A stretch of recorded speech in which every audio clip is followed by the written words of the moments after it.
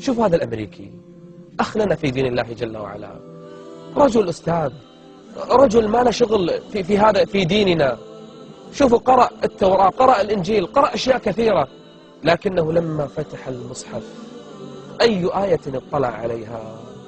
اليوم أكملت لكم دينكم وأتممت عليكم نعمتي، يا للمفاجأة، ورضيت لكم الإسلام دينا. فوقر الإسلام في قلبه. أي آية قدر الرب أن يقرأها؟ ورضيت لكم الإسلام دينا. خلينا نشوف أخونا الأمريكي وقصة دخوله في دين الله جل وعلا.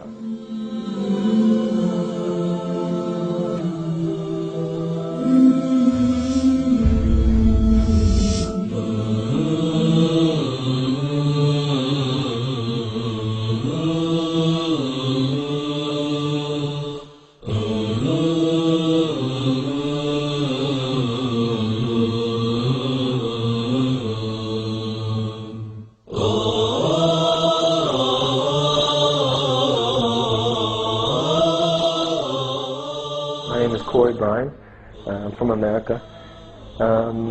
How I became Muslim, it's a little different, it's unique.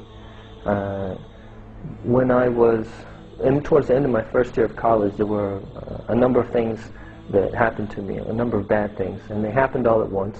The doctor was telling me I might have health problems. There was a family member, my grandmother, she was also sick. But the two main things, personally, that made me, that really stressed me out and made me sort of paranoid was something I was robbed. Like I woke up one morning, all of my savings had been gone, and also something that happened to my brother. My brother had, he was with some guys and he witnessed a shootout where some guys were shooting. So these things were happening. It's making me question who is really my friend, who can I trust. It's making me really paranoid. I would try various books. I would, think, I would say this and then, God can speak to you through anything. And I had been brought up a Christian. So I went to the Bible and I said, okay, God, please guide me and talk to me. And I opened it up and began to read at random.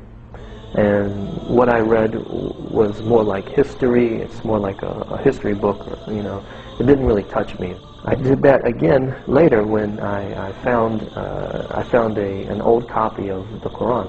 And I would open up and, just read at random.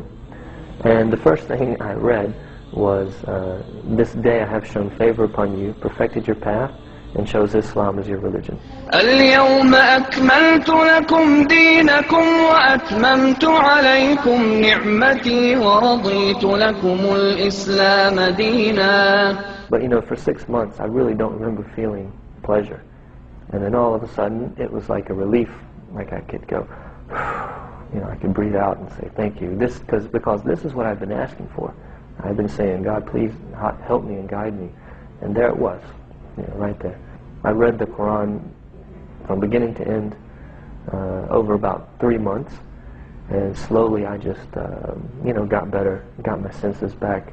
When I first took Shahada, I just had taken Shahada by myself, in the basement of my house, and I had read in a book that you should take Shahada, And then after approximately 2 years, when I was in college, I found out that there was a masjid on the street that I lived, and so I went to visit. And there was a guy that I met there who became a really good friend of mine, who, he started talking to me and said, I haven't seen you here before, are you Muslim? And so I started talking, and he found out that, I didn't know any Muslims, and that I hadn't taken Shahada with witnesses. And so he was saying, you should do that. After the prayer, the Imam says, we have a guy, he wants to take Shahada. And so I go to the front, and there's, maybe at least 100 people, maybe more. And, they said, repeat after me. And I said the Shahada, La ilaha illallah, Muhammad Rasulullah. La ilaha illallah, la ilaha illallah, la ilaha illallah, ma lana rabbun لا إله إلا الله، لا إله إلا قبل سنوات قليلة كنت في لجنة التعريف بالإسلام وسكرنا اللجنة، خلاص انتهى الدوام نبي نمشي. احنا طالعين جانا واحد أمريكي، جاني أنا شخصيا وكان بعض الإخوة موظفين في اللجنة ويانا، فقال أنا عندي ممكن أسئلة، أنا توني جاي الآن من مكان بعيد، موظف أظن عسكري في عرفجان من الجيش الأمريكي. قلت له تعال بكرة، قال لا الحين. فرجعنا مرة ثانية وجلسنا معه وفتحنا اللجنة وجلسنا. قال قبل ما أقول لكم أسئلتي اسمعوا قصتي. الرجل بالثلاثينات، عسكري أمريكي أصل، ما هو متجنس أمريكي، مبين من شكله. يقول أنا وأنا صغير كنت متدين وأسرتي متدينة. يقول لكن كانت تراودني أحلام عن شيء اسمه الكعبة، شيء اسمه مكة. يقول أنا عمري ما سمعت لا بمكة. سألت عندك أصدقاء مسلمين؟ قال أبدا. تشوف برنامج عن المسلمين في التلفزيون؟ قال أبدا، إحنا عائلة مسيحية متعصبة. يقول جيت حق جدتي فسألتها، قالت لي مكة هذا دين نبي اسمه إسماعيل وهذا نبي المسلمين. قالت لي إسماعيل حتى ما قالت لي شيء ثاني. يقول مرت الأيام وأنا في ذهني أسئلة دينية كثيرة أحتار منها. أحضر الكنيسة كل أسبوع. أنا يقول شاب متدين من صغري، ما أحب الابتعاد عن الدين. يقول أنا تمسكت بالدين المسيحي كثير وتعلمت وقرأت. يقول لكن في أسئلة داخلي ما في أحد أجابها لي وأجابها عني. يقول حتى جاء اليوم اللي بكيت من شدة الهم والغم، صدري ضاق لأن عندي أسئلة تحيرني. الفطرة إلى الآن ما وافقتها، ما لامس فطرته. يقول قعدت أبكي وأقول يا رب دلني على الدين الصحيح، يا رب دلني على الدين الصحيح، أنا خلاص تعبت. يقول أنا جالس بالثلاثينات عمره. يقول رن تليفون البيت في أمريكا، نعم أنت الضابط فلان الفلاني؟ قلت له نعم أنا هو. قال أنت مطلوب للخدمة في الكويت. قلت له ما صار الكويت هذه؟ قالوا هذه دولة عربية عند العراق، مطلوب أنت للخدمة. قلت ما في باس. سكرت قرأت عنها، دريت أنها دولة مسلمين وقريبة من مكة. قلت هذه استجابة الدعاء لي. يقول أنا جيت الكويت صار لي أيام الحين أبحث عنكم، وقالوا لي في لجنة متخصصة اسمها التعريف الإسلام. جلس معنا مع الأخوة رحبنا فيه. قلت له أعطني أسئلتك. كل الأسئلة اللي أعطاني إياها بسهولة أجبناها. وقلت له عن قصة مريم في القرآن وكيف جعلت لها سورة كاملة في حين زوجات النبي ولا واحدة لها سورة في القرآن. أما مريم العذراء سورة لها، بل هي سيدة نساء العالمين.